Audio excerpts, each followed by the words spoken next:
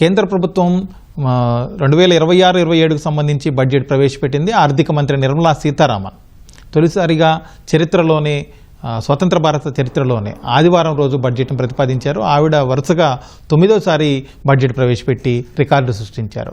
బడ్జెట్లో ముఖ్యంగా ఆర్థిక అభివృద్ధికి, అలాగే మౌలిక సదుపాయాల కల్పనకు, విదేశాల్లో ఉన్నటువంటి ఆర్థిక అనిశ్చిత పరిస్థితులు భారతదేశంపై ప్రభావం చూపుతున్న వేళ వాటిని తట్టుకునేలాగా బడ్జెట్ను ప్రతిపాదించారు. అలాగే వివిధ వర్గాలకు తగిన ఊతం ఇచ్చేలాగా, ప్రభుత్వం నుంచి మద్దతు ఇచ్చేలాగా బడ్జెట్లో కేటాయింపులు చేశారు. దీనికి సంబంధించి ఈటీవీ ప్రత్యేక చర్చ చేపట్టింది. మన చర్చలో పాల్గొన్న వాళ్ళని పరిచయం చేసుకున్న తర్వాత చర్చలోకి వెళ్దాం. బచ్చు అనిల్ గారు సర్టిఫైడ్ ఫైనాన్షియల్ ప్లానర్, అలాగే ఓ నరేష్ గారు ప్రముఖ పారిశ్రామికవేత్త. అనిల్ గారు, కేంద్ర ప్రభుత్వం బడ్జెట్ ప్రతిపాదించింది. బడ్జెట్ పెట్టగానే స్టాక్ మార్కెట్లు విపరీతమైన నష్టాల్లోకి వెళ్ళిపోయాయి. దాదాపుగా ఒక టైంలో 1700 కూడా నష్టాల్లో ఉంది సెన్సెక్స్, ఇప్పుడు 1500 పాయింట్ల నష్టంలో ఉంది. ఎందుకు స్టాక్ మార్కెట్లపైన ఇంత నెగిటివిటీ కారణం ఏంటి? బడ్జెట్ ప్రభావం ఏ విధంగా పడింది? ఏంటి, ఏ అంశాలు దాన్ని ప్రభావితం చేస్తాయి? ఇంపార్టెంట్ థింగ్ ఏంటంటే అండి, ఈ బడ్జెట్లో ఇన్వెస్టర్స్ కోసం కానీ ఆర్ క్యాపిటల్ మార్కెట్స్ కోసం కానీ ఎటువంటి ఇన్సెంటివ్స్ కానీ లేవు. అండ్ అడిషనల్గా కొత్తగా మన ఫ్యూచర్స్ అండ్ ఆప్షన్స్లో కూడా ఎస్టీటీ పెంచారు. సో దీనివల్ల ఏంటంటే అందుకే క్యాపిటల్ మార్కెట్ స్టాక్స్ అన్నీ కూడా, బీఎస్సీ అయితే లోవర్ సర్క్యూట్ హిట్ అయిపోయింది, అన్ని స్టాక్స్ ఎంసీఎక్స్ కానీ అవన్నీ కూడా అండర్ పర్ఫార్మ్ చేస్తున్నాయి. అదర్వైజ్ ఆల్సో ఏదైతే ఎఫ్ఐఐస్ సెల్లింగ్ అనేది నియర్లీ 4 లక్షల కోట్లు లాస్ట్ ఇయర్ అండ్ ఈ ఇయర్ కూడా ఆల్రెడీ 45,000 కోట్లు విత్ ఇన్ ఫస్ట్ మంత్లోనే ఎఫ్ఐఎస్ నెట్ సెల్లింగ్ జరిగింది. దాన్ని కౌంటర్ చేయడానికి at least long term capital gain అనో లేదంటే ఎస్టీటీ తీసేస్తారనుకున్నాం. దాని గురించి కూడా ఎటువంటి మెన్షన్ లేనేలేదు బడ్జెట్లో. సో ఆన్ ద హోల్ ఏంటంటే ఇన్వెస్టర్ సెంటిమెంట్ ఏదైతే లాస్ట్ 1.5 ఇయర్ నుంచి మార్కెట్స్ బాగా అనుకున్నట్టు పనిచేయట్లేదు. వాటికి ఎటువంటి చర్యలు కానీ, ఎటువంటి అనౌన్స్మెంట్ కానీ ఆర్ అక్నాలెడ్జ్మెంట్ కానీ ఫైనాన్స్ మినిస్టర్ బడ్జెట్లో ఇవ్వకపోవడం అనేది ఐ థింక్ ఇన్వెస్టర్స్కి పెద్ద డిసప్పాయింట్మెంట్. ఎవరైతే మనం యాక్చువల్లీ ఏంటంటే ఎక్స్పెక్ట్ చేస్తున్నారనమాట, ఇవి at least long term capital gain తగ్గించడము, డొమెస్టిక్ ఇన్వెస్టర్ కాకపోయినా అట్లీస్ట్ ఎఫ్ఐఐస్కి తగ్గిస్తే, ఎందుకంటే అటు రూపీ వాల్యూ పడిపోతుంది, అటు రూపీ రకంగా వాళ్ళకి రిటర్న్స్ రావట్లేదు. అడిషనల్గా లాంగ్ టర్మ్ క్యాపిటల్ గెయిన్ కానీ ఇటు ఎస్టీటీ కూడా కట్టడం వల్ల ఇండియాలో ఇన్వెస్ట్ చేయడం వల్ల వాళ్ళకి ఎటువంటి ఇన్సెంటివ్ లేదు. అలాంటప్పుడు క్యాపిటల్ ఫ్లైట్ అవుతుంది. సో అది మేజర్గా ఐ థింక్ మార్కెట్ నష్టాల వైపు ఉండడానికి అదే మేజర్ కారణము. సో ఇదైతే అంటే ఇది వన్ ఆఫ్ ద అంటే వెరీ రేర్లీ హ్యాపెన్స్. ఇంత ఎక్కువగా మాత్రం నియర్లీ ఇప్పుడు 2300 పాయింట్లు సెన్సెక్స్ నష్టపోయింది. నిఫ్టీ కూడా 750 పాయింట్స్ నష్టపోయింది. 24,500 మనం ఒక స్ట్రాంగ్ అనుకున్న అది కూడా బ్రీచ్ అయింది. సో ఈ లెక్కన ఏంటంటే ఎటువంటి ఆశ ఏవైతే ఉండేవో అవన్నీ కూడా డిసప్పాయింట్మెంట్ మాత్రం ఇన్వెస్టర్స్కి జరిగింది, స్టాక్ మార్కెట్ ఇన్వెస్టర్స్కి. అందుకే మార్కెట్స్ ఇట్లా బిహేవ్ చేస్తున్నాయండి. అనిల్ గారు, కొన్ని రోజులుగా అంతర్జాతీయ ఆర్థిక అనిశ్చిత పరిస్థితులతోటి స్టాక్ మార్కెట్లు తీవ్రంగా ఒడిదుడుకులు లోనవుతున్నాయి. ఇవాళ బడ్జెట్ తర్వాత కూడా ఆ పరిస్థితి మరింత దిగజారిందని చెప్పొచ్చు. ఇట్లాంటి పరిస్థితుల్లో మార్కెట్లు మళ్ళీ కోలుకోవాలంటే ప్రభుత్వం ఎలాంటి చర్యలు తీసుకోవాల్సి ఉంటుంది? సమీప భవిష్యత్తు ఎలాగ అనిపిస్తుంది మీకు మార్కెట్లకు సంబంధించి? సో యాక్చువల్లీ ఏంటంటే ఇది అంటే ఏమంటారు, మూలిగే నక్కపై అది తాటిపండు పడ్డట్టే పరిస్థితి. మార్కెట్లు ఆల్రెడీ బాగలేవు. అలాంటప్పుడు కొంచెం ఎటువంటి ఇన్సెంటివ్స్ లేకుండా ఇంకా అడిషనల్గా ఎస్టీటీస్ పెంచడము, సో దీంతో ఇంకా అంటే పార్టిసిపేషన్ తగ్గచ్చు, ఇంకా వొలటిలిటీ ఏమో కానీ మార్కెట్స్ ఇంకా ఇబ్బందుల్లో గురి కావచ్చు. ఎందుకంటే ఫారిన్ ఇన్స్టిట్యూషనల్ ఇన్వెస్టర్స్ ఇంకా సెల్ చేస్తూ వెళ్ళిపోవచ్చు. సో ఆ లెక్కన మార్కెట్స్కి అంటే మళ్ళీ ఏదైనా కొంచెం ఈ రెండు వాటిల్లో ఏదైతే అనుకున్నారో వాటిలో కొంచెం చేంజెస్ చేసి long term capital gain probably ఇప్పుడున్న 12.5% నుంచి కొంచెం తగ్గించి చేస్తే తప్ప మార్కెట్స్ మాత్రం ఇలాగే కొన్ని రోజులు బిహేవ్ చేయొచ్చు. వేరే ఇండస్ట్రీస్కి, వేరే సెక్టార్స్కి, కొన్ని స్పెసిఫిక్ సెక్టార్స్కి ఇన్సెంటివ్స్ అనౌన్స్ చేశారు అండ్ క్యాపిటల్ ఇన్ఫ్రాకి అది పెంచినా కానీ but it is not sufficient అయితే అనిపించింది. So markets I think hopefully ఏంటంటే యూజువలీ ఈ ప్రభుత్వం కానీ నిర్మలా సీతారామన్ గారు యూజువల్లీ రెస్పాన్సివ్ ఉంటారు. సో మార్కెట్స్ ఇలా బిహేవ్ చేశాక ఇంతకుముందు కూడా చూసాం, లాస్ట్ ఇయర్ కూడా కొన్ని కరెక్షన్స్ ఫర్దర్ డేస్లో జరిగాయి. మేబీ అలాంటివి ఏమైనా చూడొచ్చు నెక్స్ట్ ఫ్యూ డేస్లో అండి. నరేష్ గారు, కేంద్ర ప్రభుత్వ బడ్జెట్ 2026-27కు సంబంధించి పార్లమెంట్లో ప్రవేశపెట్టారు. మొత్తం బడ్జెట్ స్వరూపం ఎలా ఉంది? ఓవరాల్ మీరు చూస్తే నిర్మలా సీతారామన్ గారు this is 9th consecutive budget అండి. In my opinion she has given a priority for continuing అండి. అంటే పెద్ద సర్ప్రైజ్ లేవు. చూడండి, బడ్జెట్లో there are no major surprises. India is now the fastest growing economy in the world అండి. So budget అంటే ఇవాళ ఒక్క రోజులోనే మార్చేస్తారన్న ధోరణ మనలో ఉంది, కానీ our point of view is long term vision. Every year మార్చాలని కాకుండా జస్ట్ బిఫోర్ ద బడ్జెట్ మీరు చూస్తే they have reduced GST on many items, she has given income tax relief. So వాళ్ళు చేయవలసిన ప్రోత్సాహాలన్నీ బడ్జెట్ ముందే మిడిల్ క్లాస్కి చేస్తారండి. They have done lot of ground work. So budget is a continuation of last year. ఇప్పుడు ఈ బడ్జెట్లో they have given 12 lakh crore for capital expenditure అండి, అంటే ఇన్ఫ్రాస్ట్రక్చర్ కానీ, హైవేస్ కానీ, రైల్ నెట్వర్క్స్ కానీ. So she has done good work. సెమీ కండక్టర్లో India is behind. 40,000 crores she has given for semi conductors. Especially మీరు అందరికీ తెలవాల్సిన పాయింట్ ఏంటంటే Andhra Pradesh is going to be major beneficiaries అండి. రేర్ ఎర్త్ మినరల్ కారిడార్ ఆంధ్రప్రదేశ్లోని, ఒరిస్సాలోని, కేరళలోని, తమిళనాడులో పెడతారు for rare earth mining. China నుంచి import తగ్గిస్తాకి. So major investment for this corridor will come from semi conductor పుషన్. So Andhra Pradesh can be a big beneficiary. మీరు చూస్తే తెలంగాణ చూస్తే 7 high speed rail corridors ఇండియాలో ఈ బడ్జెట్లో 7 high speed rail corridors introduce చేశారండి. అందులో హైదరాబాద్ నుంచే బెంగళూరుకు ఒక హై స్పీడ్ కారిడారు, పూణేకి ఒక హై స్పీడ్ కారిడారు, చెన్నైకి ఒక హై స్పీడ్ కారిడారు.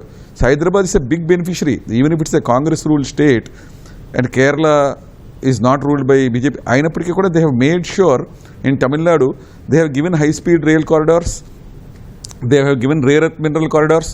సో బ్యాలెన్స్డ్గా బడ్జెట్ మీరు ఎవరికి don't look it as stand alone అండి. It's a continuation from 9 years what she's doing. She is continuing that. She doesn't want to give major surprise అండి. So what I like about the budget is continuation. This a continuation in the budget. మీరేదో జనాలు ఏదో expect చేసుకుని ఇంకా తగ్గించాలంటే her magic is working కదండి.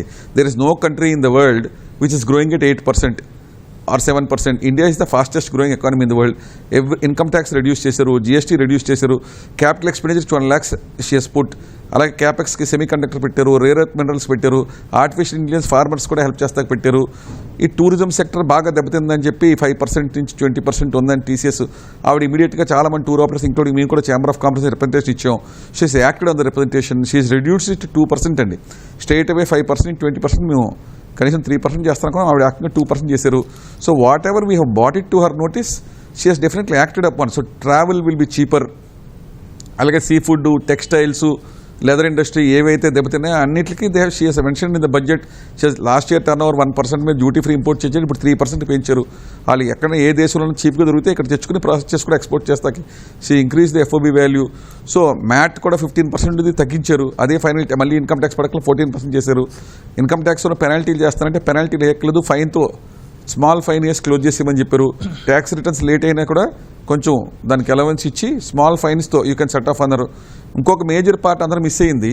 ఏమైనా తప్పు చేస్తే ట్యాక్స్లో డిస్క్లోజ్ చేయకపోయినా కొంచెం మనం తప్పు చేసిన ఒక 2 years సింపుల్ ఇంప్రిజన్మెంట్ ఉందండి. దాన్ని కూడా ఫైన్ కట్టి యూ కెన్ సెట్ ఆఫ్ అని చెప్పారు. దట్ ఇంతకుముందు US ఉంది system where you can pay penalty and settle the case. ఇది ఫస్ట్ టైం ఇండియాలో. ఇది ఆశ్చర్యపోతారు ఎవరైనా ఏంటి అంటే వీ వుడ్ నాట్ ఎక్స్పెక్ట్ అండి.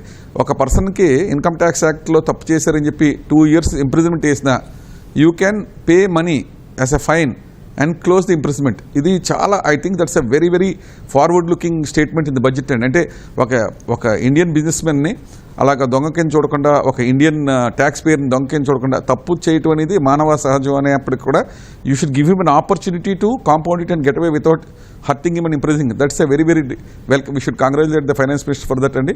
అండ్ ఆంధ్రప్రదేశ్కి ఇంకో ఫెంటాస్టిక్ గుడ్ న్యూస్ అండి. Apart from the rail corridors and apart from the rare earth corridors, data centres మీరు విశాఖపట్నం చూస్తే is becoming the data centre capital of India. మీరు లోకేష్ గారికి, చంద్రబాబు నాయుడు గారికి అభినందించాలి. మనం ఇండియాలో మొత్తం డేటా సెంటర్స్ ఎంత ఉన్నాయో ఓన్లీ విశాఖపట్నంలో దానికి 5 times వస్తున్నాయండి. రిలయన్స్ ఈ setting up data centre, Google ఈ setting up data centre, TCS ఈ setting up data centre, Meta ఈ setting up data centre, Sify ఈ సెట్టింగ్ అప్ డేటా సెంటర్. వీళ్ళందరికీ కూడా 2047 వరకు కూడా ఇన్కమ్ ట్యాక్స్ ఎగ్జామ్షన్ ఇచ్చారండి. They need not pay any income tax for the next 20 years if they're rendering cloud services from a data center. So ఇదంతా I think the credit should go to definitely Lokesh గారు and Chandrababu Naidu for convincing the finance. ఎందుకంటే India మొత్తం మీద ఎంత capacity ఉందో only Visakhapatnam Andhra Pradesh వైజాగ్కే 5 times capacity is coming అండి. So this speech in the budget without mentioning Andhra Pradesh and Vizag it's very obvious అండి. మనకు అర్థమవుద్ది కాబట్టి తెలుగు ప్రజలు డెఫినెట్గా అభినందించాల్సిన నిర్మలా సీతారామన్ గారిని. దీనివల్ల ఇంకా ఇన్వెస్ట్మెంట్స్ ఎక్కువ వచ్చే అవకాశం ఉందండి. So there is definitely in the semiconductor area, in the data center area, in the artificial intelligence area. Andhra Pradesh is going to be a big beneficiary, and 12 lakh crores of capex lo definitely major portion will also come for Andhra Pradesh capex అండి. ఇంకోటి అంటే అది operationalise next 5 years లో 22 waterways operationalise చేస్తున్నారండి నిర్మలా సీతారామన్ గారు.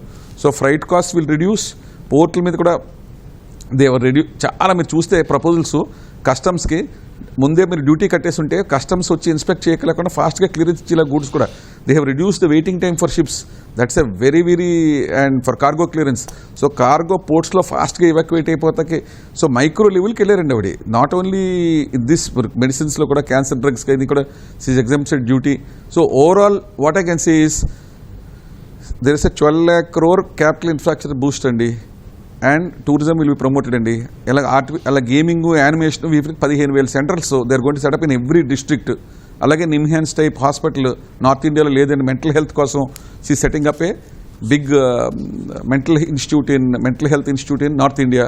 ఇది కాకుండా ఉమెన్కి బాగా కష్టపడుతున్నారు, ఉమెన్ ఎంప్లాయీస్ పెరిగిపోయారు ఇండియాలో, వీళ్ళు స్ట్రెస్కి లోన్ అవుతున్నారు, సింగిల్ ఉమెన్ కూడా పెరుగుతున్నారని every district in the country will have a women's hostel అని చెప్పారండి. దానికి అవుట్లేదు కూడా she'll announce. So she's taking care of women empowerment also by creating women hostels in the entire country. And so overall ga meer chudavaల్సింది, don't look at it as a magic thing. I would look at it as continuation అండి. 9 years is continuing. It's a smooth continuation. And foreign investors also will welcome. ఇవాళ market పడొచ్చండి. Market is not for today and tomorrow.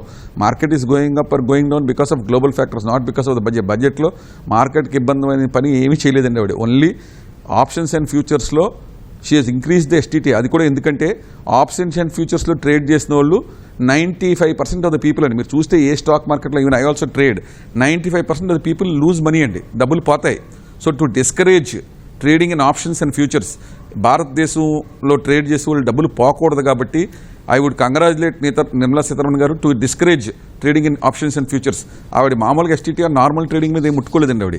She has not increase, she is not decrease, she is continuing the same thing in the budget. Capital gains కూడా పెద్దగా ఏం ముట్టుకోలేదు, taxation కూడా it's a continuation అండి. The reforms are continuing. మీరు budget కోసమే కాకుండా కూడా జిఎస్టీ కౌన్సిల్ ఏమైనా స్పెసిఫిక్ ప్రాబ్లం ఎవరికైనా ఉండి క్యాపిటల్ గుడ్స్ కన్సంప్షన్ కానీ కార్ కన్సంప్షన్ కానీ పెంచితే we're doing fantastic deals. Budget is not a stand alone for the country కదండి. We have recently signed a trade deal, mother of trade deals with Europe. we are now signing next month again with Canada better deals. US కూడా రంగంలోకి వస్తుంది. So our exporters ఇప్పుడు leather goods కానీ textiles కానీ in many areas Europe has opened up its market. 99% of our goods are going at zero duty to Europe అండి. So definitely employment will go up. Budget is one part. Budget ముందు GST ఎంత తగ్గించింది, income tax ఎంత తగ్గించారు ఆవిడ, commerce minister, finance minister, prime minister కలిసి trade deals ఎన్ని చేశారు. So you should look at all these doing కదండి అండ్ హౌ దేర్ ఇంపోర్ట్స్ తగ్గిస్తాయి. So they are doing a very good, I think it's a very good budget అండి. Yeah, మీరు ఇంతకుముందు చెప్పినట్టు data సెంటర్లకు సంబంధించి 2047 వరకు ట్యాక్స్ హాలిడే ప్రకటించడం అనేది, ఇప్పుడు వరకు విశాఖపట్నంలో ఏర్పాటు చేస్తున్న డేటా సెంటర్లు కావచ్చు, అలాగే వాటికి ఎలాంటి ఉపశమనం లభిస్తుంది, కొత్తగా మరిన్ని రావడానికి ఎలాంటి అవకాశం ఉంటుందంటారు? ఇంతకంటే ఏముంటుందండి, ఇక్కడ మీరు చూస్తే both the central and state government ప్రపంచంలో, అంటే మీరు వినే వాళ్ళకి ఆశ్చర్యంగా ఉండొచ్చు కానీ no state or no country in the world is providing this kind of, ప్రపంచంలో ఏ దేశం ప్రొవైడ్ చేయని ఇన్సెంటివ్స్ ప్రొవైడ్ చేస్తారండి.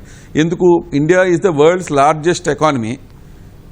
అదే సార్ నరేష్ గారు, అంటే మరిన్ని డేటా సెంటర్ రావడానికి ఇది ఒక ముందడుగుగా భావించవచ్చు. ఈ 150 మీకు బ్యాక్గ్రౌండ్ కి 145 crore people data and everybody is going to internet, everybody is using internet penetration among our population పెరిగిపోయిందండి బాగా. సో ఈ డేటా అంతా use to be stored abroad.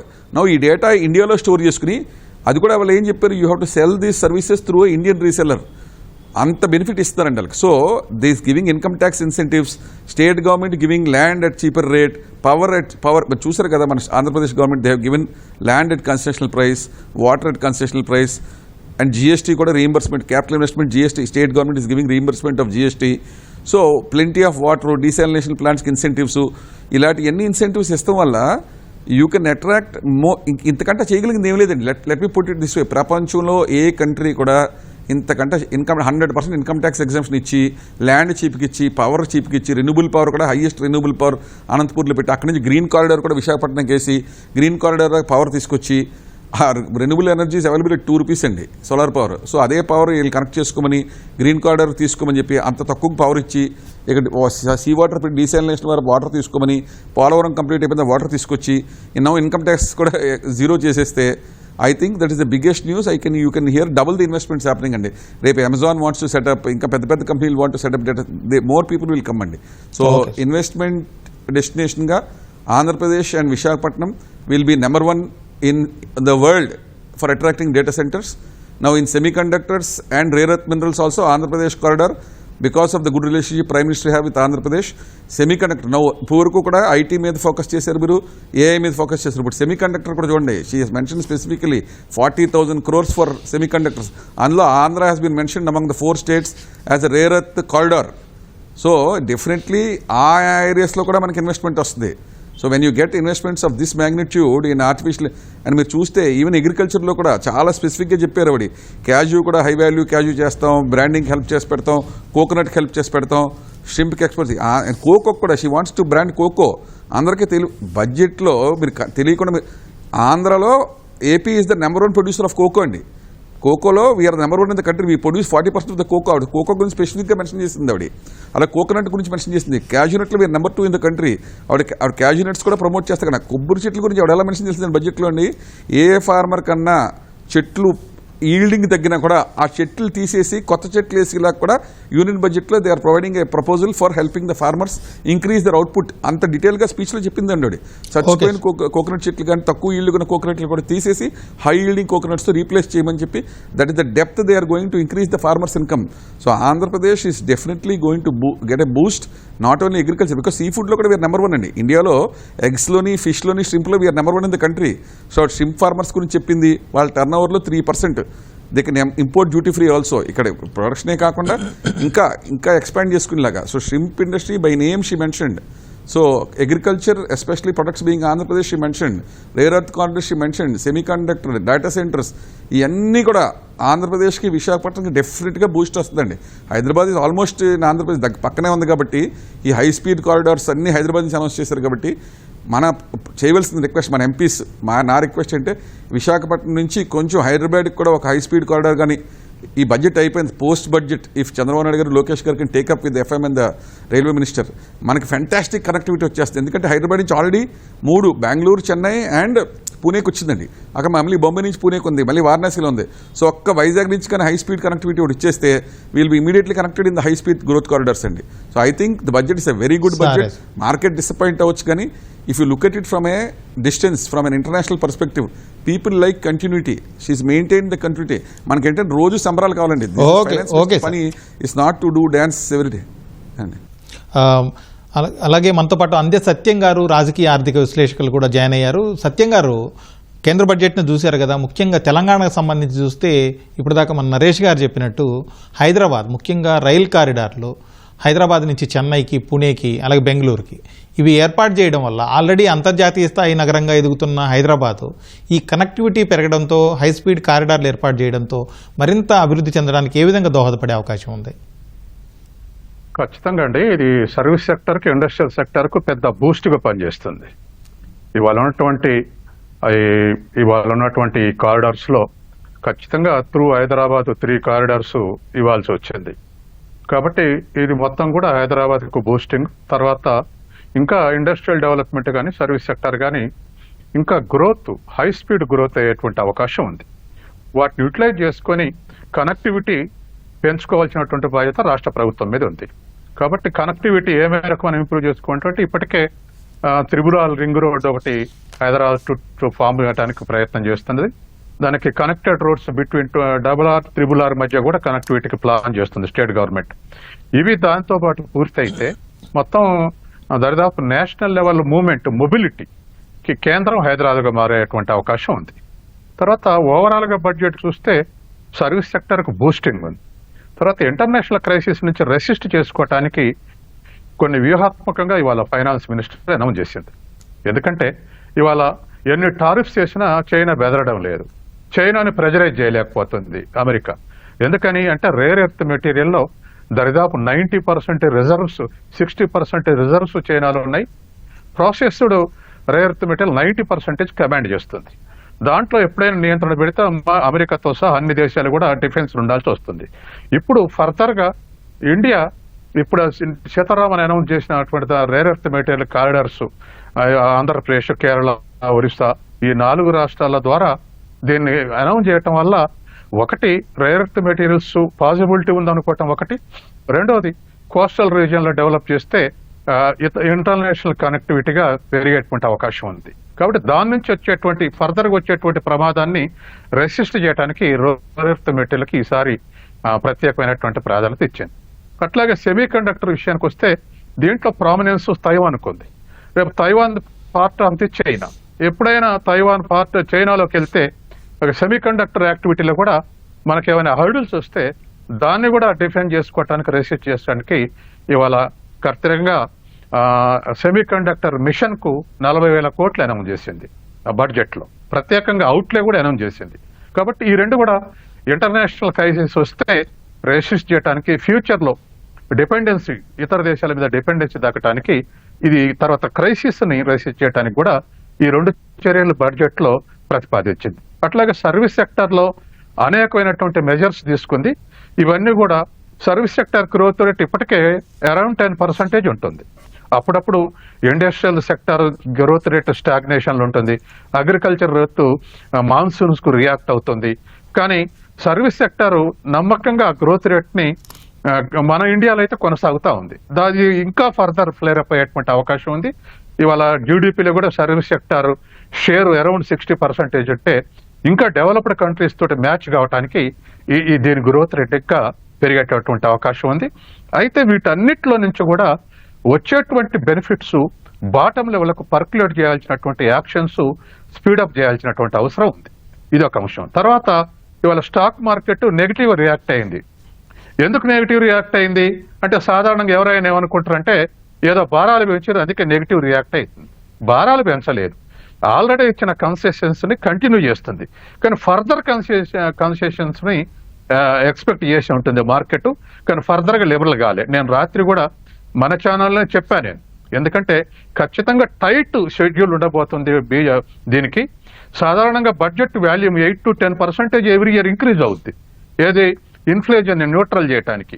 కానీ ఇన్ఫ్లేషన్ కంట్రోల్ ఉంది, ఇన్ఫ్లేషన్ బిలో 2% ఇన్ఫ్లేషన్ ఉంది. కాబట్టి వాల్యూమ్ ఆఫ్ బడ్జెట్ 8 to 10% పెరిగే అవకాశం లేదని చెప్పే అదే నిజమైంది. ఇవాళ 5% వాల్యూమ్ ఆఫ్ బడ్జెట్ పెరిగింది.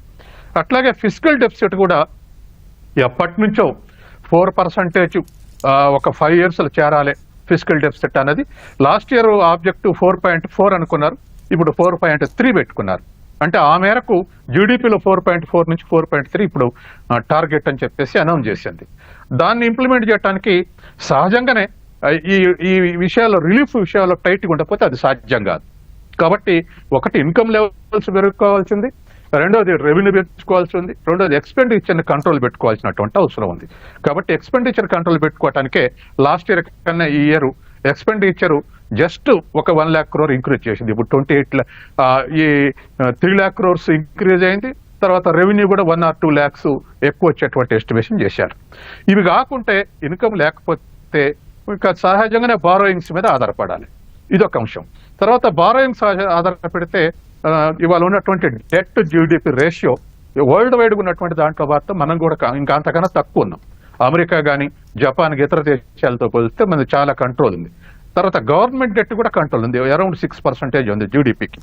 కానీ ఇవాళ క్యాపిటల్ ఎక్స్పెండిచర్ గత బడ్జెట్ 11.8 crores అయితే ఈ సంవత్సరం 12.2 lakh crores క్యాపిటల్ ఎక్స్పెండిచర్ పెడతామన్నారు. ఏదేమైనా క్యాపిటల్ ఎక్స్పెండిచర్ జీడిపి రేషియోలో ప్రైవేట్ పార్ట్ ఎక్కువ ఉండాలి. ఎందుకంటే 24లో capital expenditure including private expenditure 91 lakhs crores ఖర్చు పెట్టారు. తర్వాత 25లో 105 lakh crores ఖర్చు పెట్టారు. కానీ గవర్నమెంట్ బడ్జెట్ ప్రొవిజన్ ఏముంది 11.8 lakh crores అన్నారు. కాబట్టి ఇప్పుడు 12.2 lakhs మనం ఇదే విధంగా ప్రైవేట్ క్యాపిటల్ ఎక్స్పెండిచర్ 105 నుంచి 110 పోయినా దీనిది మాత్రం దరిదాపు 10% ఉంటుంది గవర్నమెంట్ ఎక్స్పెండిచర్, క్యాపిటల్ ఎక్స్పెండిచర్. కాబట్టి మన గవర్నమెంట్ క్యాపిటల్ ఎక్స్పెండిచర్ ఓకే, కానీ ప్రైవేట్ క్యాపిటల్ ఎక్స్పెండిచర్ పెంచడానికి ఇవాళ స్టాండ్ ఉంది percentage. Capital expenditure with GDP 31% ఉంది. 24లో 31% ఉంది, 25లో 31% ఉంది. కాబట్టి ఇప్పుడున్నటువంటి గవర్నమెంట్ చేసేటువంటి క్యాపిటల్ ఎక్స్పెండిచర్తో పాటు ప్రైవేట్ ఎక్స్పెండిచర్ బూస్టింగ్ సరే. మనం ఏమేమి టూల్స్ ప్రొవైడ్ చేస్తుంది అనేది చాలా ఇంపార్టెంట్. కాబట్టి ఆ ఆస్పెక్ట్ లో మనం ఆలోచించాల్సిన అవసరం ఉంది. జనరల్ గా రైతులు కూడా సబ్సిడీలు లేకపోతే మద్దతు ధరలు ఇటువంటివి కాక ఈసారి డైవర్సిఫై చేసింది. అంటే ఇవాళ ఉన్నటువంటి హై వాల్యుబుల్ ప్రొడక్ట్స్ డైవర్ట్ చేయాలి అగ్రికల్చర్ ని, అంటే క్యాష్ని, కోకోనట్ ని, తర్వాత ఇతర నట్స్ ని, ఇటువంటి వాటిని ఎక్కువ పండిస్తే రైతులు బెనిఫిట్ అయ్యేటువంటి అవకాశం ఉంది. అది అంత తేలిక కాదు, ఎందుకంటే ఇదంతా కూడా సబ్సిస్టెన్స్ లెవెల్ అగ్రికల్చర్ ఉంది. ఇవాళ ఉన్నటువంటి 58% ఇరిగేషన్లోనే ఈ ఆలోచనలు అమలు చేయాల్సినటువంటి అవసరం ఉంది. కాబట్టి అది నెమ్మదిగా ట్రాన్స్ఫార్మ్ చేసుకోవడానికి ప్రయత్నం చేయాలి.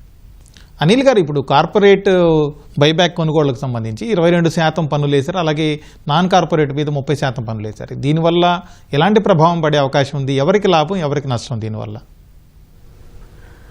సో ఈ చేంజ్ ఏదైతే జరిగిద్దో బైబ్యాక్ మీద ఏంటంటే దీన్ని కొన్ని కంపెనీస్ ఏంటంటే మిస్యూజ్ చేస్తూ ఉన్నాయని చెప్పి, ఎస్పెషల్లీ ఇక్కడ కూడా ఇది అందరి మీద కాదు, ఎంప్లాయీస్కి వాళ్ళ కాకుండా ఓన్లీ ప్రమోటర్స్కి మాత్రం ఇది చేశారు. దీనివల్ల పెద్దగా స్పెసిఫిక్గా ఎవరైతే మిస్యూజ్ చేస్తున్నారో వాళ్ళ మీద పడుతుంది, కానీ దీనివల్ల అంత పెద్దగా ఇంపాక్ట్ ఉండదు. నార్మల్గా ఎవరైతే ఈ షాప్స్ కానీ ఇట్లాంటి వాటికి మాత్రం ఓకే, ఓన్లీ ప్రమోటర్స్కి మాత్రం ఇది చేశారు కాబట్టి దాన్ని ఒక లూప్ హోల్ని సవరించారనిపిస్తూ ఉంది. సో ఆ విషయంలో మాత్రం పెద్ద ఇబ్బంది ఏం లేదండి. కాకపోతే on the whole I think markets కూడా ఒకటి ఇంపార్టెంట్ ఏంటంటే, ఇంతకుముందు కంటిన్యూయేషన్ కొన్ని సెక్టర్స్ ఏవైతే ఉన్నాయో కొత్త సెక్టార్స్కి ఎట్లాంటి సెక్టార్ రొటేషన్ ఎట్లా అంటామో ప్రభుత్వం కూడా ఈసారి మాత్రం కొన్ని డిఫరెంట్ సెక్టార్స్కి ప్రాధాన్యత ఇచ్చిందని మాత్రం అర్థమవుతోంది. ఎస్పెషల్లీ టెక్స్టైల్ సెక్టార్లో కానీ అక్కడ కూడా చాలా ఇన్సెంటివ్స్ అనౌన్స్ చేశారు. అట్లాగే కెమికల్ సెక్టార్ ఒకటి, అక్కడ కూడా డొమెస్టిక్గా కెమికల్ మ్యానుఫ్యాక్చరింగ్ ప్రొడక్షన్ పెరగాలని దానికి ఆ సెక్టర్ కూడా 3 డెడికేటెడ్ కెమికల్ కారిడార్స్ ఇచ్చారు. ప్రాబ్లీ మన already Hyderabad is a chemical మ్యానుఫ్యాక్చరింగ్లో మనం ఒక హబ్, ప్రాబ్లీ ఒక అట్లాంటి కారిడార్ మనకు వస్తే రావచ్చు, అదొక అడ్వాంటేజ్ ఒకటి. సో దాంతోపాటు కొన్ని క్యాపిటల్ గూడ్స్, ఎస్పెషల్లీ ఏంటంటే చైనాని కౌంటర్ చేయాలి మ్యానుఫ్యాక్చరింగ్లో అంటే క్యాపిటల్ గూడ్స్, ఆ టూల్స్ మ్యానుఫ్యాక్చరింగ్ సెక్టర్ కోసం కూడా 2 హైటెక్ క్యాపిటల్ టూల్ రూమ్స్ ఇచ్చారు, అదొకటి. ఇట్లాంటి కొత్త సెక్టార్స్ అయితే ఇంకోటి మేజర్ థింగ్, మనం ఎక్స్పోర్ట్స్ కావాల్సింది కంటైనర్ మ్యానుఫ్యాక్చరింగ్ కోసం కూడా 10,000 కోట్లు నెక్స్ట్ 5 years అలాట్ చేశారు ఈ మ్యానుఫ్యాక్చరింగ్ స్కీమ్ కింద. ఎవరైతే కంపెనీస్ ఈ కంటైనర్ మ్యానుఫ్యాక్చరింగ్ని సెటప్ చేద్దామనుకుంటున్నారో, దాంతోపాటు మన ఒకటి టెక్స్టైల్ దాంట్లోనే ఇంకోటి నేషనల్ ఫైబర్ ప్రోగ్రామ్ అని మల్టిపుల్ ఇనిషియేటివ్స్ వచ్చాయి.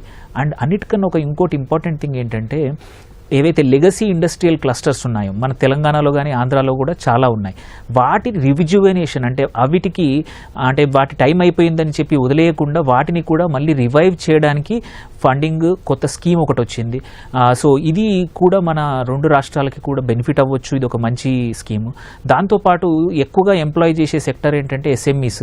దాంట్లో ఒక ఛాంపియన్ ఎస్ఎంఈ స్కీమ్ అని కొత్తగా తీసుకొచ్చి కాంపిటేటివ్ పెట్టి మంచి ఎస్ఎంఈస్ ఏవైతే మంచిగా వర్క్ చేస్తున్నాయో వాటిని రికగ్నైజ్ చేస్తూ, రివార్డ్ చేస్తూ అండ్ ఆల్సో ఈక్విటీ సపోర్ట్ కూడా ఇవ్వడానికి కొత్తగా ఒక 10,000 కోట్ల స్కీమ్ ఒకటి వచ్చింది. అది కూడా ఒక వండర్ఫుల్ దిస్ థింగ్. దీనివల్ల అంటే ఇది ఆల్ డిపెండ్స్ ఆన్ ఏంటంటే మన రాష్ట్ర ప్రభుత్వాలు ఎంత ప్రొయాక్టివ్గా వీటికి రీచ్ అవుట్ చేసుకొని అలొకేషన్స్ తీసుకుంటే ఇవి చాలా మంచి స్కీమ్స్.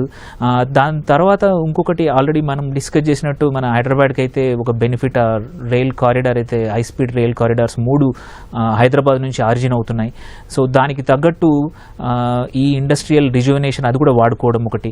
అండ్ ఇంకొక కొత్త సెక్టార్స్ కొన్నింటికి కార్బన్ క్యాప్చర్ యూటిలైజేషన్ ఏదైతుందో ఆ సెక్టార్కి కానీ, అండ్ అన్నిటికన్నా ఐ థింక్ 2 రాష్ట్రాలకు యూజ్ అయ్యేది ఏంటంటే సిటీ ఎకనామిక్ రీజన్ అని కొత్తగా 5 లక్షలు ఆ పైన జనాభా ఉన్న T2 ఆర్ T3 సిటీస్కి ఆ సిటీకి తగ్గట్టు కస్టమైజ్డ్గా 5,000 కోట్ల వరకు డెవలప్మెంట్ కోసం ఒక్కొక్క రీజన్కి CERకి ఇచ్చారు. హోప్ఫుల్లీ అది మనం ఎన్ని సిటీస్కి మన 2 రాష్ట్రాల్లో వస్తాయనేది చూసుకోవాలి. ఎందుకంటే 5,000 కోట్లు is a huge.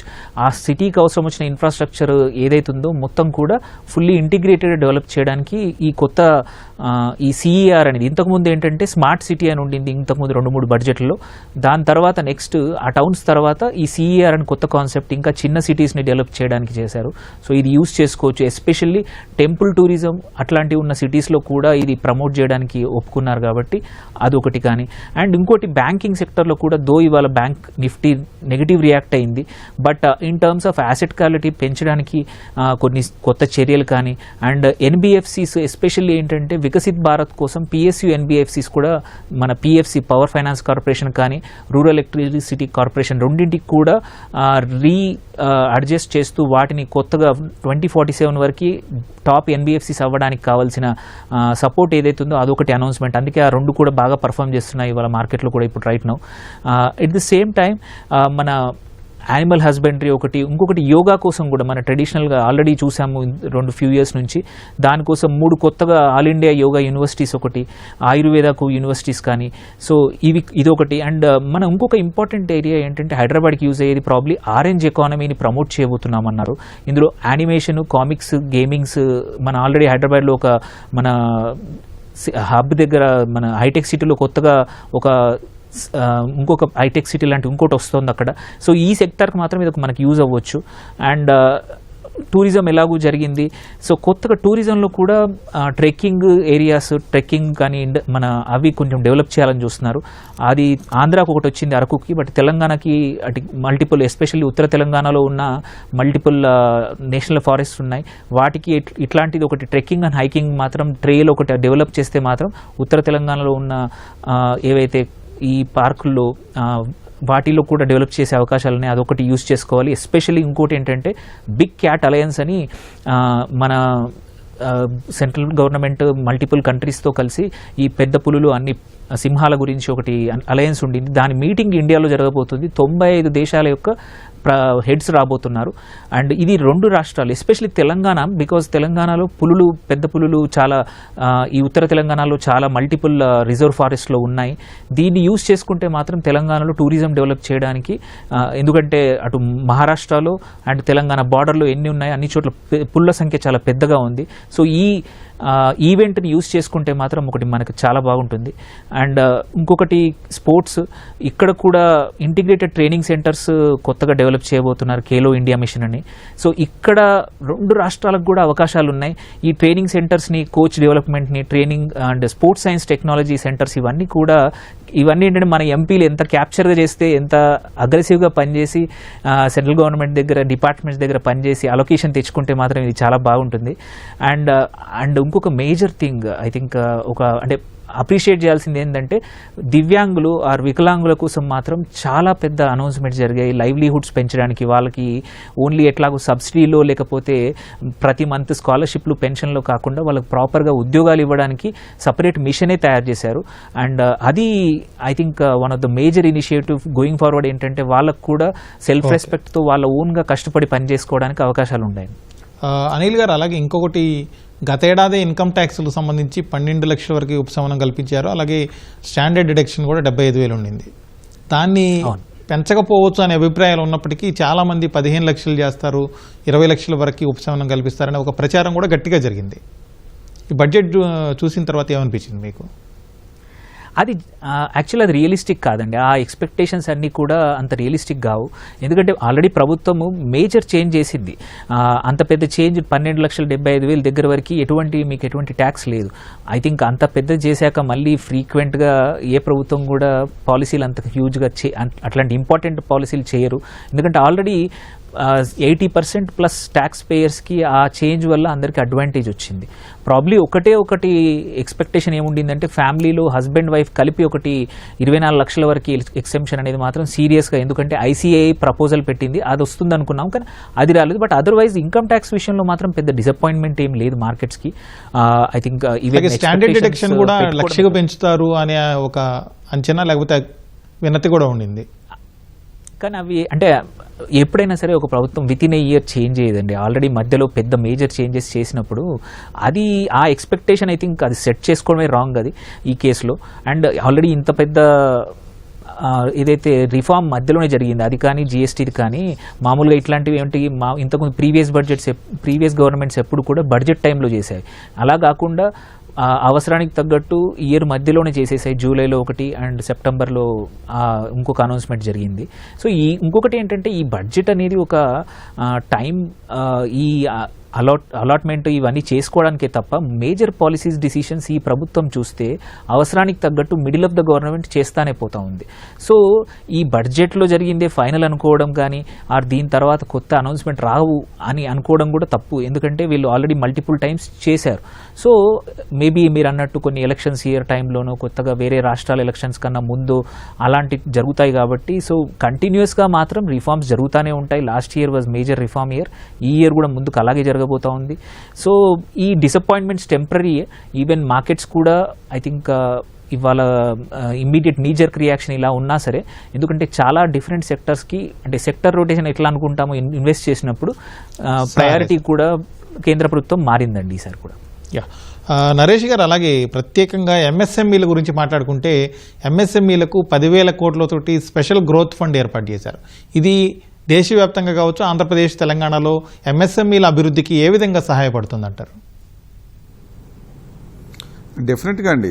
10,000 crores ఎంఎస్ఎంఈస్కి allot చేయటం ఒకటండి. అండ్ ఆబ్వియస్గా చంద్రబాబు నాయుడు గారు, లోకేష్ గారు are working closely with FM and we are supporting central government కాబట్టి ప్రొయాక్టివ్గా చేస్తే we can get a major fund for hour Andhra Pradesh units also. ఇది కాకుండా ట్రేడ్స్ ప్లాట్ఫామ్ అని ఉందండి, ట్రేడ్ రిసీవబుల్స్ డిస్కౌంటింగ్ ప్లాట్ఫామ్ అని. దానికి లిక్విడిటీ బూస్ట్ అంటే ఒక కంపెనీ టు ఒక కంపెనీ ఇప్పుడు ఇన్వాయిస్ రేజ్ చేసిన పేమెంట్స్ రావు కదండి, అర్లీగా రాకపోతే డిస్కౌంట్ చేసి డబ్బులు తీసుకోవచ్చు ట్రేడ్స్ ప్లాట్ఫామ్లో.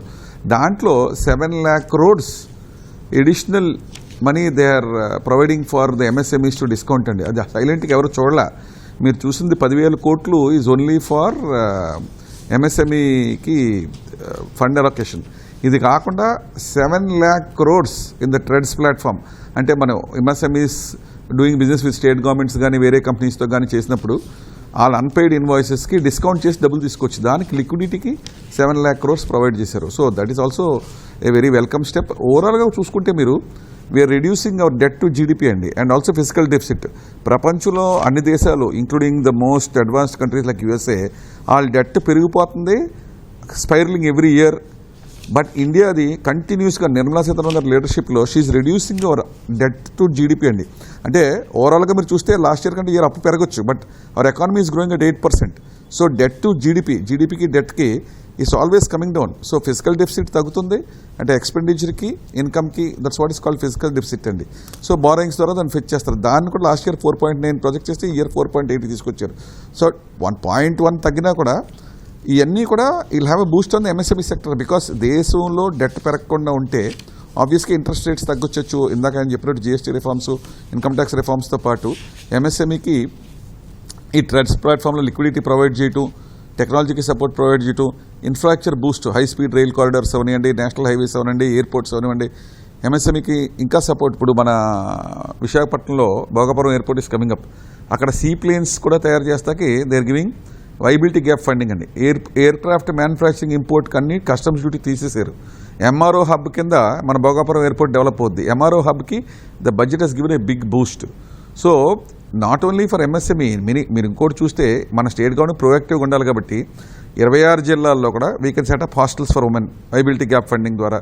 ఇంకా ఆల్ డిస్ట్రిక్ట్ హాస్పిటల్స్, ఇప్పటివరకు మనం ఎవరో మాట్లాడాల, 26 జిల్లాల్లో emergency medical critical care poor పీపుల్కి, lower middle class people if they want health care, వీళ్ళకి క్రిటికల్ కేర్ కరెక్ట్గా దొరకట్లేదని ఇమ్మీడియట్గా నిర్మలా సీతారామన్ 50% అప్గ్రేడ్ చేయమన్నారు. స్పెసిఫిక్గా చెప్పింది ఇప్పుడు ఎంత బెడ్ కెపాసిటీ ఉంటే ఆర్ ఎక్విప్మెంట్ ఇన్ఫ్రాస్ట్రక్చర్ ఎంత ఉంటే దాన్ని 50% ఎన్హాన్స్ చేయమన్నారు.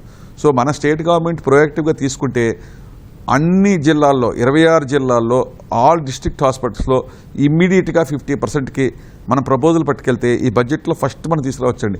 ఈ సెట్టింగ్ అప్ ఉమెన్ హాస్టల్స్ కానీ 26 జిల్లాల్లో ఈ పెంచుకుంటాం కానీ, నెక్స్ట్ అరకులో she's announced a mountain train for Araku region. అలాగే పులికేట్లో ట్రెక్కింగ్ ట్రైల్, బర్డ్ వాచింగ్ ట్రైల్కి అనౌన్స్ చేశారు. She's also announced in astronomy and astrophysics 4 huge telescopes అండి ఫర్ ఆస్ట్రానమీ ఆస్ట్రోఫిజిక్స్. అదొకటి ఆంధ్రప్రదేశ్కి ఈ బడ్జెట్ అయిపోయిన తర్వాత మన వాళ్ళు చేయవలసిన పనులు అదొకటి తీసుకురావచ్చు. We should definitely request for high speed corridor linking Visakhapatnam to Hyderabad. ఎందుకంటే Hyderabad already link to 3 major zones. So Visakhapatnam నుంచి అదొక రిక్వెస్ట్ ఇమ్మీడియట్గా మన అశ్విని వైష్ణవ్ గారిని అడిగి ఏదో ఒకటి చేసి వైజాగ్ టు హైదరాబాద్ వరకు కూడా హై స్పీడ్ కనెక్టివిటీ అదొకటి తెచ్చుంటే, బికాస్ ఎయిర్క్రాఫ్ట్ మ్యానుఫ్యాక్చరింగ్లో కానీ, డేటా సెంటర్స్లో కానీ, కోకోనట్ ఫార్మింగ్లో కానీ, క్యాజునట్ ఫార్మింగ్లో కానీ, షింప్స్లోని ఎవ్రీథింగ్ బై నేమ్ ఆవిడ చెప్పారండి. ఎన్ని ఎక్కువ బెనిఫిట్ అయ్యేది ఆంధ్రప్రదేశే. తర్వాత 3 ఆయుర్వేదిక్ ఎయిమ్స్ లాంటి సెంటర్స్ పెడతా అంటున్నారు. If AP can get 1 institute of national institute of Ayurveda, okay sir. అది ఒకటి తీసుకురాగలిగితే ఈ బడ్జెట్లో అనౌన్స్ చేసింది ఒకటండి, మనం పట్టుకుని తీసుకొచ్చి మన స్టేట్ బెనిఫిట్ ఎలా చేయటం ఉంటుంది. So I would request our chief minister and our government to make sure that we're the first mover. ఈ కూర్చుకుని whatever she has announced ఇమీడియట్గా ఆంధ్రప్రదేశ్ చేస్తే I think this is an excellent budget continues. Don't look it stand alone. ఇది అయిపోయిన తర్వాత ఇంకా bold trade deals, ఈ Europe deals అయినాయిందండి, అది అమల్లోకి వచ్చిన తర్వాత ఇంకా ఎంప్లాయ్మెంట్ బూస్ట్ అవుద్ది. కెనడాతో ట్రేడ్ డీల్ అవుద్ది, యూఎస్తో కూడా ట్రేడ్ డీల్ అవుద్ది. So huge trade deals will give a boost to the economic and export sectors. Infrastructure creation జరుగుతుంది, జాబ్ క్రియేషన్ జరుగుతుంది. So many foreign companies are coming, వాళ్ళకి ట్యాక్స్ హాలిడేస్ ఇస్తున్నారు. So ఇందాక ఫస్ట్లో వక్త అన్నారు ప్రైవేట్ ఇన్వెస్ట్మెంట్ కూడా తీసుకురావాలి. That's exactly what she has done. lakhs and lakhs of crores of private investment is coming in data centers in Visakhapatnam alone, and you are giving a tax holiday for that. So ఇంకోటి 5 universities, she said university hubs తీసుకొస్తా ఉన్నారండి, university townships అని. అంటే academic institutions, colleges, skill development centres, residential townships, ఏదైతే industrial Vizag Chennai industrial corridors అలాంటి corridors కాడ they are going to promote 5 major university townships అండి. So Andhra Pradesh definitely can go. అది challenge మోడ్లో అన్నారు, అనౌన్స్ చేయలేదు ఏ రేకి ఇస్తాను. ఛాలెంజ్ మోడ్లో అంటే ఏ స్టేట్ గవర్నమెంట్ మంచి ప్రపోజల్ ఇస్తే వాళ్ళకి ఫస్ట్ ఇస్తామని. So Andhra Pradesh can get that university township also. That will also be big game changer అండి. So there are lot of things in the budget. It's how the state government acts and get funds quickly. దాంతో మన Boost వస్తుంది. Yeah, సత్యం గారు, ఇప్పుడు ప్రత్యేకంగా అంతర్జాతీయంగా ఉన్నటువంటి ఆర్థిక పరిస్థితులు, అనిశ్చిత పరిస్థితులు చూస్తే అవన్నీ మార్కెట్ల మీద కావచ్చు, రకరకాల ఆర్థిక పరిస్థితుల మీద ప్రభావం చూపిస్తున్నాయి. ఈ పరిస్థితుల్లో ఎగుమతుల్ని మరింత పెంచుకోవాలని, అలాగే డాలర్ రూపాయి ఇష్యూ కూడా ఉంది. ఇట్లాంటి సిచ్యుయేషన్లో ఎగుమతుల్ని మరింత పెంచుకోవడం, అలాగే టూరిజంని బాగా డెవలప్ చేసి టూరిజం ద్వారా విదేశీ మార్గద్రవ్యాన్ని ఆర్జించడం, వీటన్నిటి మీద ప్రభుత్వం ప్రత్యేక శ్రద్ధ పెడుతున్నట్లు ఈ బడ్జెట్ ద్వారా అర్థమవుతుంది. దీనికి సంబంధించి ఈ విదేశీ మార్గద్రవ్యాన్ని పెంచుకోవడం వల్ల ఎంతవరకు అవకాశం ఉంది టూరిజం ద్వారా, అలాగే ఎగుమతుల్ని ఏ విధంగా పెంచుకుంటే మనకు విదేశీ మార్గద్రవ్యం మరింత దేశానికి సమకూరే అవకాశం ఉందంటారు? ట్రంప్ కొన్ని డిసడ్వాంటేజెస్ క్రియేట్ చేసి పెట్టాడు. మన ఎక్స్పోర్ట్స్ మీద టారిఫ్ పెంచడంతో పాటు రష్యన్ పెట్రోల్ ఇంకో 25% చేసి 50% టారిఫ్కి పెంచి మనల్ని డిస్కరేజ్ చేయటం ఒకటైతే, రెండో వైపు మనల్ని ఇంకా డిస్కరేజ్ చేయడానికి చుట్టూన్న ఏషియన్ కంట్రీస్లో సేమ్ ప్రొడక్ట్స్ ఎక్స్పోర్ట్ చేసేటువంటి వాళ్ళకు మనకన్నా టారిఫ్ తక్కువ వేశాడు. అంటే సపోజ్ టెక్స్టైల్స్లో మనం చైనా, బంగ్లాదేశ్ పోటీ పడుతున్నాం. టెక్స్టైల్స్ మీద వాళ్ళ దేశానికి ఇంపోర్ట్ బంగ్లాదేశ్కు, చైనాకి దానికన్నా మన దగ్గర టెక్స్టైల్ దాని మీద ఎక్కువ ఉంది. అట్లాగే రైస్ ఉంది. అసలు ప్రత్యేకంగా ఒకసారి రైతుల సమావేశమే జరిగింది ట్రంప్ తోటి. జరిగినప్పుడు అడ్డగోలు ఎక్కడి నుంచి రైస్ వస్తుంది అంటే వాళ్ళు ఇండియా నుంచి వస్తారని చెప్పారు. ఇండియా నుంచి వస్తే టారిఫ్ చేయండి అని చెప్పేసి అన్నాడు. ఇప్పుడు అదే మనతోటి పోల్చుకుంటే రిలేటివ్గా పాకిస్తాన్, జపాన్, ఫిలిప్పీన్స్, థాయిలాండ్ ఇటువంటి దేశాలన్నీ, వియత్నాం ఇవన్నీ కూడా రైస్ ఎక్స్పోర్ట్ చేస్తున్నాయి. మన రైస్ క్వాలిటీ ఉండి మనవి కొంటున్నారు. కానీ ఇప్పుడు వాటికి మనకన్నా రిలేటివ్గా వాళ్ళ దగ్గర టారిఫ్స్ తక్కువ ఉన్నాయి. అంటే దీంతో ఇంటర్నేషనల్ మార్కెట్లో మన ఎక్స్పోర్ట్స్ ఏమో పిరమయ్యేటట్టుగా, అంటే ఎక్కువ ధర ఉండేటట్టుగా, ఇతర దేశాలు మన చుట్టూ ఉన్నటువంటి దేశాల యొక్క వాటి ధరలు తక్కువ ఉండేటట్టుగా మనకు డిసడ్వాంటేజ్ క్రియేట్ చేసి పెట్టాడు. అమెరికాలోనే టారిఫ్స్ మన మీద టారిఫ్స్ ఒకటి, రిలేటివ్గా పక్కనున్న దేశాల యొక్క టారిఫ్ తగ్గించి మనకి ఎక్కువ పెట్టాడు. దీంతో రెండు వైపులా మనకి ఎక్స్పోర్ట్స్ ఇబ్బంది అవుతుంది. అయినా ఎక్స్పోర్ట్స్ ఇబ్బంది అయినా మనం కరెంట్ ట్రేడ్లో ఎప్పుడు డెఫిసిట్ కొనసాగుతూనే ఉంది. అందువల్ల మనకు వచ్చేటువంటి ఫారెన్ కరెన్సీ ఎక్కువ, మనకు ఫారెన్ రిజర్వ్స్ ఇవాళ సపోజ్ $650 బిలియన్ ఉన్నాయనుకోండి. అందులో ఇతర దేశాల ఉద్యోగస్తులు మనకు పంపేటువంటి $130 బిలియన్ ఉన్నాయి. మనకు ఎక్స్పోర్ట్స్ మోర్ దాన్ ఇంపోర్ట్స్ ఉన్నప్పటికీ కూడా, మనకన్నా ఇంపోర్ట్స్ ఎక్కువ ఉన్నప్పటికీ కూడా అక్రూ అవుతున్నాయి. కాబట్టి అట్లాగే ఎఫ్డిఐలు కూడా గతంలో మనకి అక్రూ అయినాయి, మనకు అడ్వాంటేజ్లో. ఇప్పుడు లాస్ట్ ఇయర్ నుంచి మనకు వచ్చేటువంటి సెన్సెస్ ఏమిటంటే, మనకి ఎఫ్డిఐలు 2% ఇంక్రీజ్ అవుతుంటే మన నుంచి పోయేటువంటి అవుట్ ఫ్లోస్ 1.3% ఉన్నాయి. అంటే వచ్చిన ఎఫ్డిఐలు లేదా ఫారెన్ ఎఫ్ఐఐలు ఇవంతా కూడా టోటల్ ఇన్వెస్ట్మెంట్లో 1.3 పోతుంది, 2% వస్తుంది. నెట్ రిజల్ట్ ఏమిటంటే 0.7 మాత్రమే ఎఫ్డిఐలు ఇంక్రీజ్ అవుతుంది. దాంతో మనకు ఫారెన్ కరెన్సీ మీద మన మీద నెగిటివ్ ఎఫెక్ట్ ఉంటుంది. కాబట్టి ఇట్లా ప్రతి చోట్ల ఇటువంటి డిసడ్వాంటేజెస్ మనకు కొనసాగుతున్నాయి. తర్వాత డాలర్ వాల్యూ పెరగటం వల్ల కూడా మిగతా కరెన్సీస్, ఏషియన్ కరెన్సీస్ అన్ని కూడా డివాల్యుయేషన్ లో మనకన్నా తక్కువ ఉన్నాయి. మన రూపాయి ఎక్కువ విలువ పడిపోయింది డాలర్తో పోల్చినప్పుడు. సరే, ఏదైనా ఇవి అనేక ప్రెజర్స్ ఉన్నాయి అనుకోండి, అది వేరే పాఠం. కానీ ఇప్పుడున్నటువంటి పరిస్థితుల్లో అలా డివాల్యూ కావటం వల్ల ఒక డిసడ్వాంటేజ్ ఉంది, ఒక అడ్వాంటేజ్ ఉంది. అడ్వాంటేజ్ ఏమిటంటే రూపీ డివాల్యూ కావటం వల్ల ఇంటర్నేషనల్ మార్కెట్లో మన సరుకుల ధరలు తగ్గుతాయి, దాంట్లో ఎక్స్పోర్ట్స్ పెరిగేటువంటి అవకాశం ఉంది, అది అడ్వాంటేజ్. డిసడ్వాంటేజ్ ఏమిటంటే మనం ఎక్కువ సరుకులు ఇవ్వవలసి రావటం, అట్లాగే ఇతర దేశాలు ఇచ్చే సరుకులు volume of goods and services మనకు తక్కువ వస్తాయి. కాబట్టి అటు డిసడ్వాంటేజ్ ఉంది, ఇటు అడ్వాంటేజ్ ఉంది. కానీ జనరల్ గా ఇతర దేశాలని బట్టి తర్వాత మనకు బయలాటరల్ రిలేషన్స్ లో ఆ దేశంలో ఉన్నటువంటి పర్చేసింగ్ పవర్ యొక్క కరెన్సీని, మన పర్చేసింగ్ పవర్ యొక్క కరెన్సీని మ్యాచింగ్ చేసినప్పుడు దాని ఆధారంగా కొంతమేరకు మార్పులు చేర్పులు జరుగుతూ ఉంటాయి. కానీ ఏవైనా ఇవాళ ఉండే పరిస్థితిలో మనకు వచ్చేటువంటి తర్వాత మూడవది, నిన్ననే మనకు American bank of America, federal bank అంటాం, ఫెడరల్ బ్యాంక్ చైర్మన్ మారుతుండనగానే బంగారం, వెండి కొలాప్స్ అయినాయి. ఎందుకు కొలాప్స్ అయినాయి అంటే వాళ్ళ డాలర్ రేట్లో తేడా వస్తుంది అనేటువంటి ఉద్దేశం, అంటే కొలాప్స్ అయినాయి అంటే వడ్డీ రేట్లు మారుస్తాడు కాబట్టి అని చెప్పేసి ఎక్స్పెక్టేషన్స్ తోటి ఇవాళ మార్కెట్ నడుస్తూ ఉంది. ఇటువంటివన్నీ కూడా అస్థిరతకు లోన్ చేస్తున్నాయి. కాబట్టి ఇవాళ ఉన్నటువంటి పరిస్థితుల్లో మనం కరెంట్ ట్రేడ్, సర్ప్లస్ ట్రేడ్ కు ఎదిగేంత వరకు మనకు స్టెబిలైజ్డ్ ఫారిన్ కరెన్సీ ఉండేటువంటి అవకాశం లేదు. ఎఫ్ఐఐల ద్వారా కొంత, ఎఫ్డిఐల ద్వారా కొంత, ఫారిన్ సెటిలర్స్ ద్వారా కొంత, ఇట్లా మనకు వస్తుంది. కానీ నిరంతరం కరెంట్ ట్రేడ్ లో డెఫిసిట్లే ఉంటున్నాం. ఇది మనం ఫర్దర్ గా ఇంప్రూవ్ చేసుకోవాల్సిన అవసరం ఉంది. ఒక్క ఎగ్జాంపుల్ ఏంటంటే ఇవాళ చైనా నుంచి ఇంపోర్ట్స్ $120 బిలియన్ ఉంటే మనం ఎక్స్పోర్ట్ చేసేది $20 బిలియన్. కాబట్టి ఇట్లా రిలేటివ్ గా ఉన్నటువంటి అన్ని కూడా కొంతమేరకు మనం దాన్ని ఇంప్రూవ్ చేసుకోవాల్సినటువంటి అవసరం ఉంది. తర్వాత ఎక్స్పోర్ట్స్ క్యాపబిలిటీ ఇంటర్నేషనల్ మార్కెట్ లో వచ్చేటువంటి అవకాశాలను బట్టి ఉంటది. ఇప్పుడు అమెరికా టారిఫ్ పెంచగానే మనం ఆల్టర్నేటివ్ మార్కెట్లు ఎత్తుక్కుందాం అంటే చాలా కష్టం అవుతుంది. ఎందుకంటే సేమ్ టేస్ట్ ఉండకపోవచ్చు, సేమ్ అవసరాలు అమెరికాకు ఉన్న అవసరం ఇంకో దేశానికి ఉండదు, మనకు ఫ్రెండ్ అయినా. ఇటువంటి హర్డిల్స్ ఉన్నాయి, వీటి ఓవర్కమ్ లాంగ్ రన్ లో ఓవర్కమ్ కావాల్సినటువంటి అవసరం ఉంది. అనిల్ గారు, ఇప్పుడు విద్యా వైద్య రంగాలకు ప్రతి సంవత్సరం కేటాయింపులు అయితే చాలా భారీగానే ఉంటున్నాయి. కాకపోతే వాస్తవంగా కేటాయింపులు ఉన్న దానికి తగినట్టుగానే ఖర్చులు కూడా పెడుతున్నారా?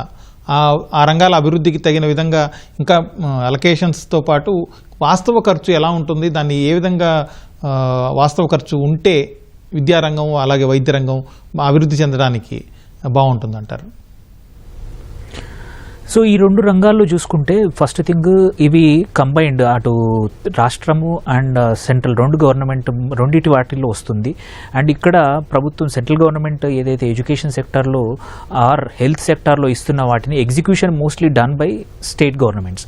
సో ఇక్కడ ఏవైతే స్టేట్స్ బాగా యూజ్ చేసుకుంటాయో, హిస్టారికలీ నా అనాలిసిస్ ప్రకారం, ఎందుకంటే అది నా ఇంట్రెస్ట్ ఏరియా, ఏవి స్టేట్స్ అయితే ప్రోగ్రెసివ్గా ఆ స్కీమ్స్ కానీ ఇప్పుడు కొత్తగా ఈ సంవత్సరం ఇచ్చిన వాటిలో కూడా చూసుకుంటే వాటిని యూజ్ చేసుకునే స్టేట్స్కి ఎక్స్ట్రా ఫండింగ్స్ వస్తుంది. Central government unlike state government లాగా ఇక్కడ కాంపిటీషన్ ఉంటుంది. స్టేట్స్ విచ్ ఆర్, ఇప్పుడు ఎగ్జాంపుల్ ఒక 100 crores ఒక స్టేట్కి అలౌట్ చేస్తే, ఈ సంవత్సరం ఆ 100కి 100 వాడేస్తే నెక్స్ట్ ఇయర్కి అలొకేషన్ పెరిగే అవకాశం ఉంది. నువ్వు 100 చేయకుండా 50-40 వాడేసుకుంటే నెక్స్ట్ ఇయర్ నీ అలొకేషన్ 50 దగ్గరే ఆగిపోతుంది అనమాట.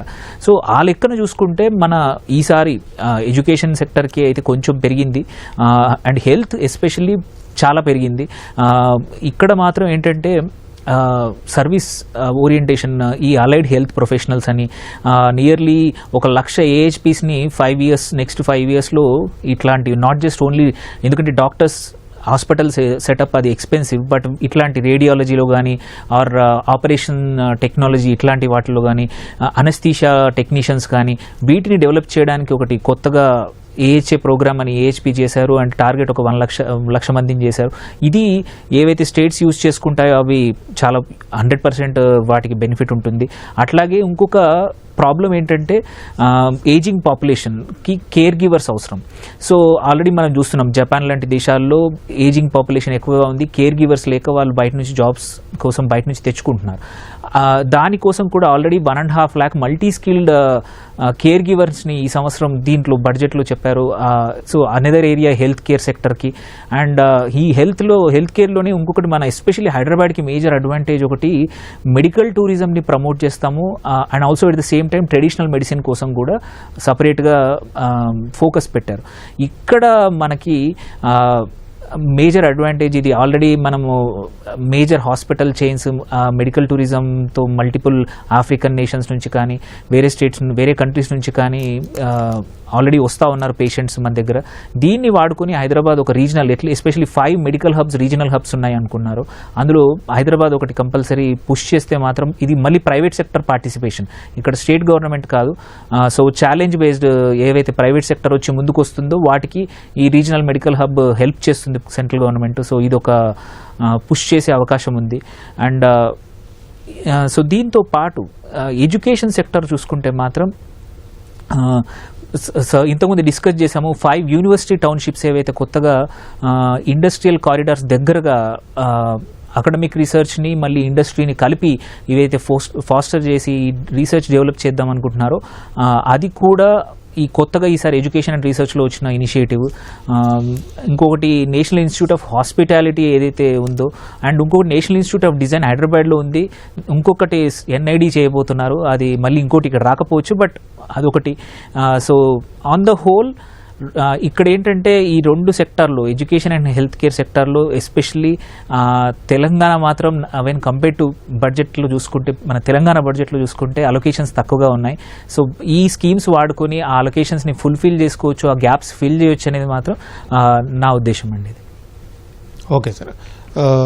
అలాగే నరేష్ గారు, ముఖ్యంగా ఆంధ్రప్రదేశ్కి సంబంధించి చూస్తే గతేడాది కంటే ఈసారి కొన్ని డీటెయిల్స్ వచ్చాయి.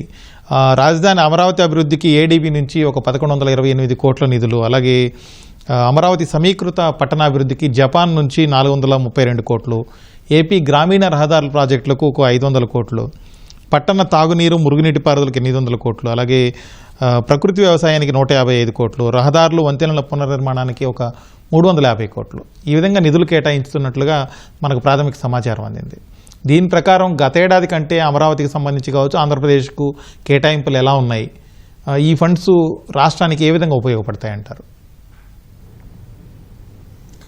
ఒకటండి, మీరు ఇప్పుడు మెన్షన్ చేసిన amounts are to be honest very very small amounts అండి. సో డెఫినెట్గా ఫైనాన్షియల్గా మనం కష్టాల్లో ఉన్నాం కాబట్టి ఎంత ఇచ్చినా కూడా it's welcome. But to be honest with you, Chandrababu Naidu garu investigation చేసే కెపాసిటీ అమరావతి ఒక గ్లోబల్ న్యూ సిటీ లాగా తీసుకొద్దాం అనుకున్న దానికి these allocations are definitely not sufficient అండి. సరిపోదు, ఎట్టి పరిస్థితుల్లో సరిపోదు, అన్ని చిన్న అలొకేషన్స్ అండి. బట్ బడ్జెట్కి దీనికి సంబంధం లేదండి. If they have to give get a loan from World Bank or Asian Development Bank, budget support government guarantee counter guarantee ఇస్తే చాలు. ఈ proposal viable proposal state government ఇచ్చి central government only needs to give counter guarantee, అది బడ్జెట్తో so ఒక రాష్ట్రానికి ఇస్తే మిగతా రాష్ట్రాలందరూ గొడవ చేస్తారని చెప్పి they have not mention in the budget. But I think పాజిటివ్గా నిర్మలా సీతారామన్ గారు, ప్రైమ్ మినిస్టర్ గారు సపోర్టింగ్ ఆంధ్రప్రదేశ్ కాబట్టి, and about 65,000 crores worth of capital works జరుగుతున్నాయండి. మీరు ఇప్పుడు మెన్షన్ చేసిన అన్నీ కూడా ఇంచుమించు 1,000-2,000 కోట్ల కంటే లేవు. So the kind of investments that are required to make this happen and continue డెఫినెట్గా, అంటే కొన్ని బడ్జెట్లో స్పెసిఫిక్గా లేకపోయినా ఇప్పుడు హైవే అలొకేషన్స్ ఉన్నాయనుకోండి, there are highways from Amaravati to Bengaluru, Amaravati to Hyderabad, ఇవన్నీ ఇంతకుముందే అప్రూవ్ అయిపోయి ఉన్నాయి. సో నేషనల్ హైవేస్ కింద ప్రైవేట్ ఫండింగ్ ద్వారా దే ఆర్ హ్యాపెనింగ్. ఇంత బడ్జెట్ అలొకేషన్ లేకుండానే కూడా అమరావతి టు హైదరాబాద్ ఒక 20,000 కోట్లు, అమరావతి టు బెంగళూరు ఒక 20,000 కోట్లు, Amaravati to around Amaravati ring road 20,000 కోట్లు, మీరు మెన్షన్ చేసి ఈ 60,000 కోట్లు works are already approved. They are coming because of national highways or private funding or loans. So మనం we cannot depend on budgetary allocations అండి. మనం what we're requesting the finance minister and the prime minister is to give us guarantees to get loans for infrastructure development, because Andhra Pradesh is the fastest growing state in the country అండి. మనం చూస్తే last 1 yearలో ఇండియాలోకి వచ్చిన ఇన్వెస్ట్మెంట్స్లో అన్నింటిలోని 1/4 25% of the entire investment into India has come to Andhra Pradesh. Why? Because of a good chief minister and good policy, speed of doing బిజినెస్లో number 1, ease of doing business number 1 ఉన్నాం కాబట్టి ఉత్నే ఫారెన్ ఇన్వెస్టర్స్ రారు కదండి.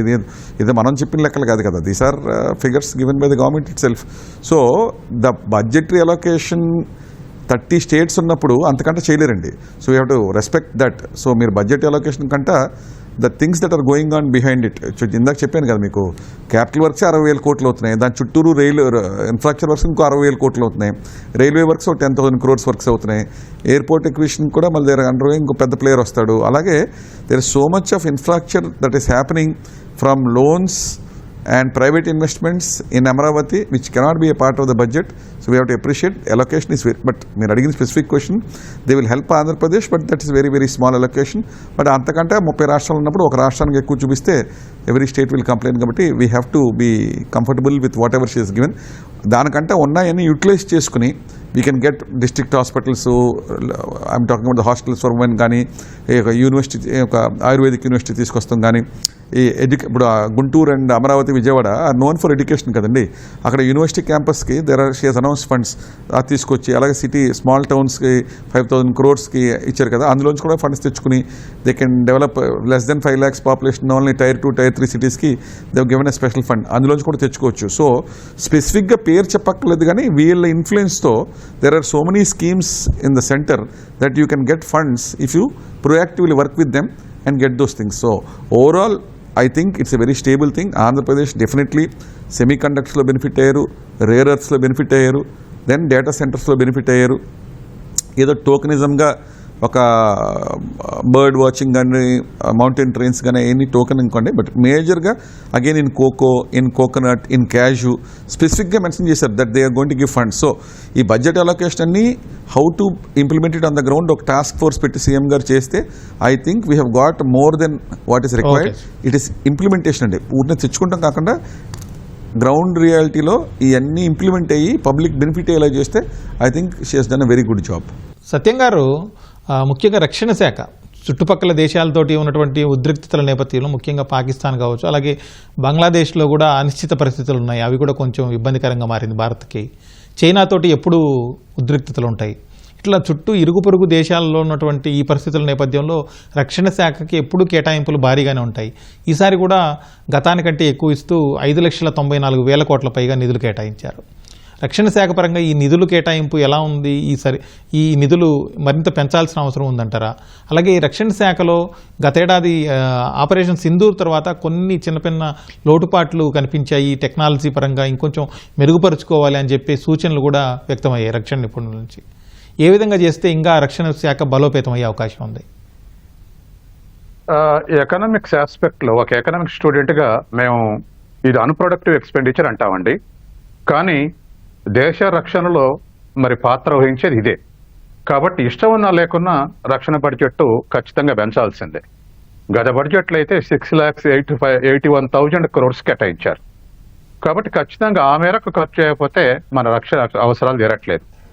అదేదో పాకిస్తాన్ కోసం బంగ్లాదేశ్లో కాకుండా మన సెక్యూరిటీ, మన సావరెంటీ నిలబడాలంటే దాంట్లో ఎకనామిక్ సావరెంటే కాదు, డిఫెన్స్లో కూడా సావరెంటీ లేకపోతే కష్టం అవుతుంది.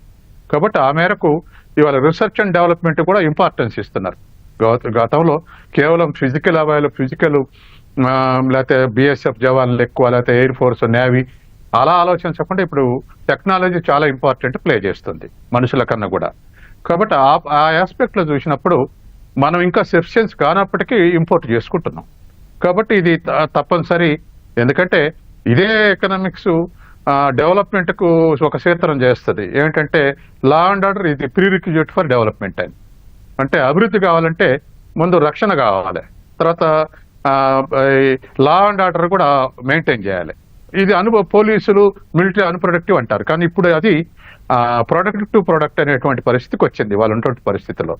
తర్వాత ఇంకోటి కూడా, మనం ఇంతకుముందు మీరు టూరిజం అన్నారు, టూరిజాన్ని ఇవాళ ప్రధానమైనటువంటి సోర్స్గా ఉపయోగపడుతుంది ఫారిన్ కరెన్సీకి. మొన్న కాశ్మీర్లో లాంటి సంఘటనలు 3-4 జరిగితే మనకు చాలా డిస్కరేజింగ్ ఉంటుంది. మనకు పక్కన ఎగ్జాంపుల్ శ్రీలంక ఉంది.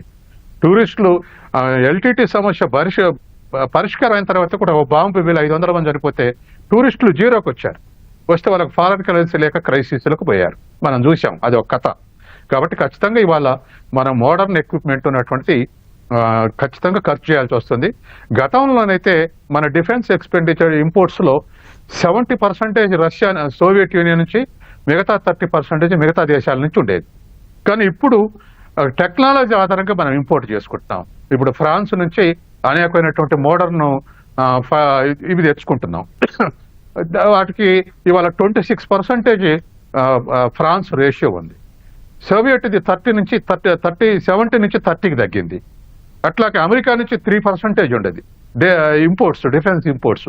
ఇప్పుడు దాన్ని కూడా 16-17% పెరిగింది. ఇదంతా ఎందుకు చేస్తున్నామంటే దేశాల మధ్య కార్డియాలిటీ మెయింటెనెన్స్ కోసం కాదు, లేటెస్ట్ టెక్నాలజీ ఎక్కడ ఏది అఫెన్సివ్ ఉందో దాని నుంచి ఇంపోర్ట్ చేసుకుంటున్నాం. కాబట్టి వాళ్ళు ఉన్నటువంటి పరిస్థితుల్లో ఇంపోర్ట్ సబ్స్టిట్యూషన్ కనుక్కుంటే కొంతమేరకు మనం దాన్ని తగ్గించుకోవచ్చు.